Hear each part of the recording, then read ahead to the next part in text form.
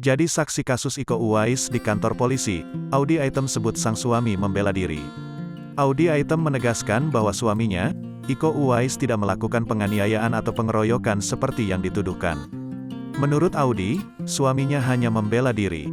Diketahui, Rudy melaporkan Iko Uwais atas dugaan penganiayaan. Di sini saya ingin menegaskan bahwa tidak ada pengeroyokan atau pemukulan seperti yang dilaporkan, kata Audy di Polres Metro Bekasi Kota, Selasa, tanggal 21 Juni tahun 2022.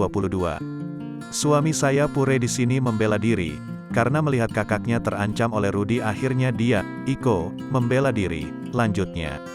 Lebih lanjut, Audy juga menegaskan bahwa suaminya tidak seperti apa yang dilaporkan Rudy.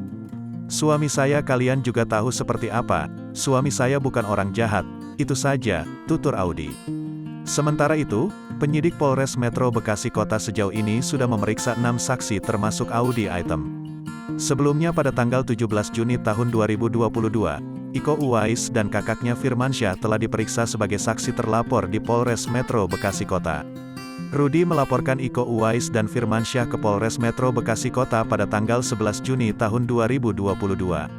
Laporan Rudy terhadap Iko Uwais dan Firmansyah ini teregistrasi dengan nomor LPB 1737 V 2022 SPKT Satreskrim Polres Metro Bekasi Kota, Polda Metro Jaya.